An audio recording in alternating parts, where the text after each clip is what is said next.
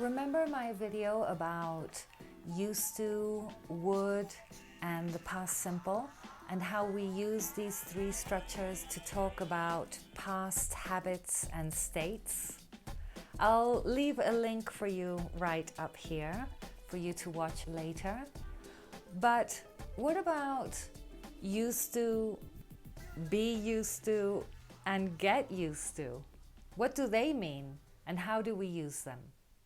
If you're learning English, or if you teach English, or if you're interested in English, then click like, subscribe to my channel, hit that bell to be notified when I upload new content, and everything I upload will be relevant to you.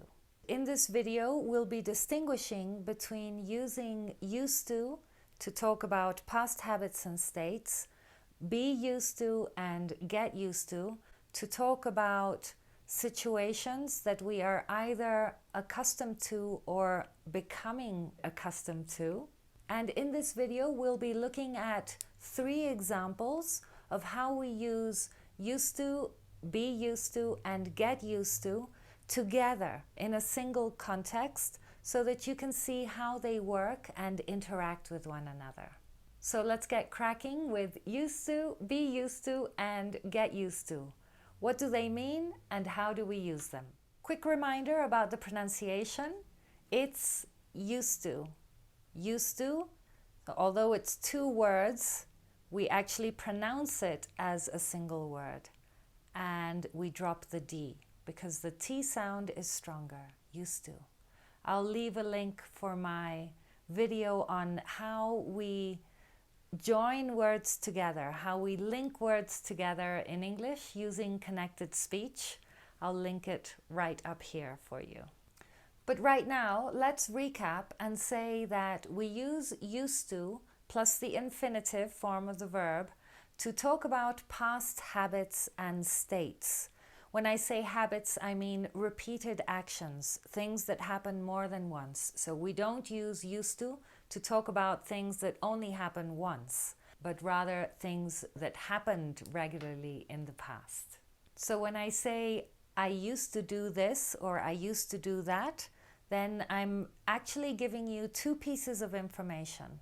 The first is what I used to do, and the second is that I don't do that anymore. So implied in the used to plus infinitive form is the idea that whatever it is no longer the case now.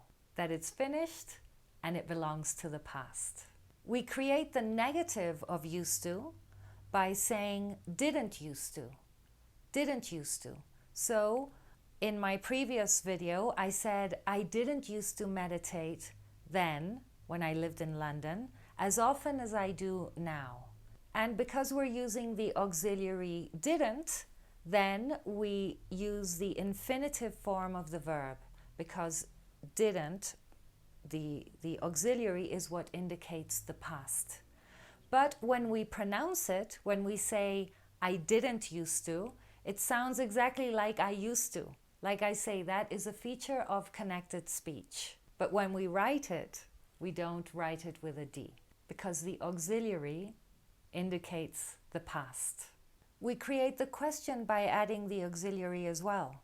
So, did you used to go to that school? Did you used to study at home? Did you used to plus the infinitive?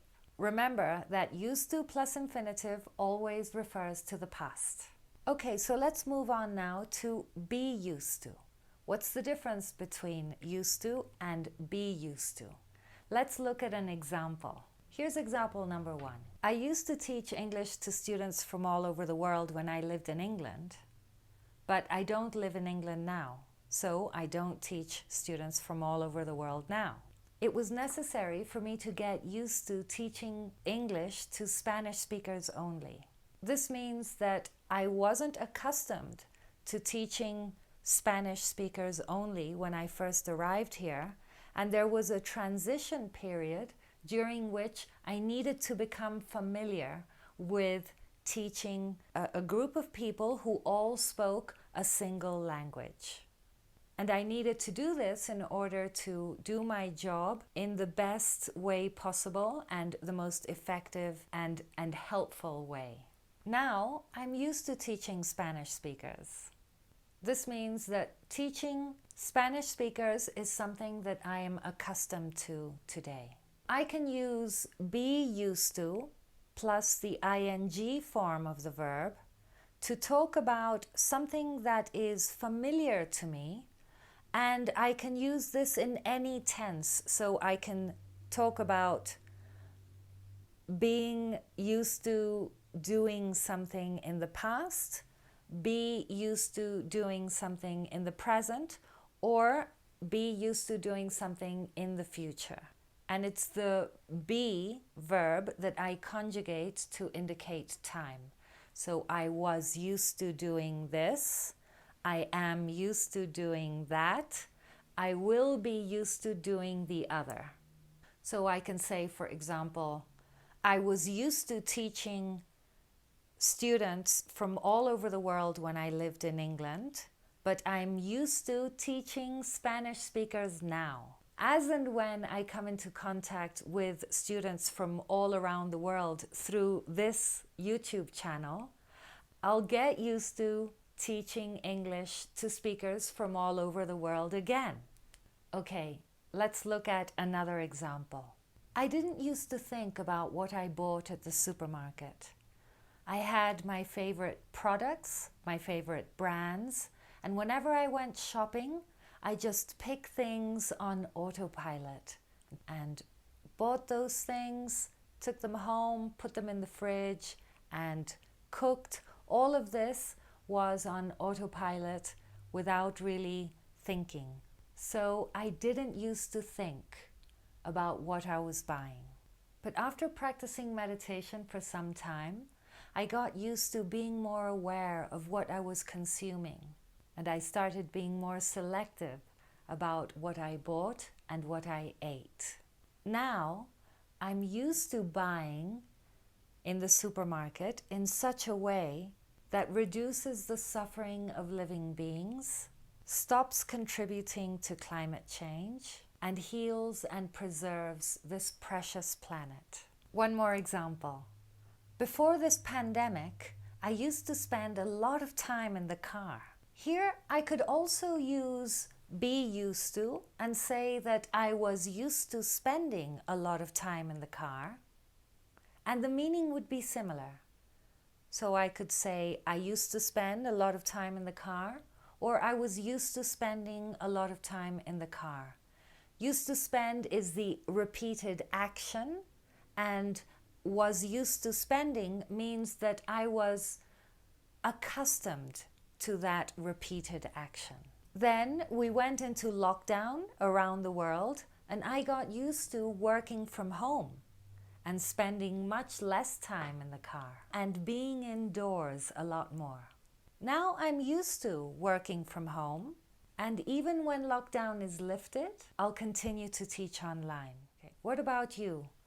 What did you used to do, and what are you used to doing in terms of studying or working or any other area of your life that you'd like to share?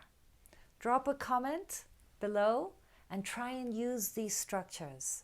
Used to plus infinitive, be used to plus the ing, get used to plus the ing. Ask a question using these structures or try and use them in the negative. Okay, hope you found that helpful. Remember to pick up a copy of my free audiobook. Remember that listening and speaking go hand in hand. So if you want to improve your speaking skills, you don't need to read, you need to listen. It's not that reading isn't helpful, of course, reading is very helpful. But what happens when you read is that you might not know the pronunciation of a word, for example, and then you might try and use the word, but you're not sure of the pronunciation. And so when we're speaking about speaking, then what we need to do is to listen. And as we're listening, we're being told how we pronounce words. And we also get many other aspects of language as we listen. We get stress, intonation, and many other of the features of spoken language. Those can only be learnt by listening. Do pick up a copy of my audiobook. It's right there. 5-step guide to transform your English. And I'll leave it down in the description below also. Remember to subscribe to the channel if you found this lesson useful, and watch another video. Until next time.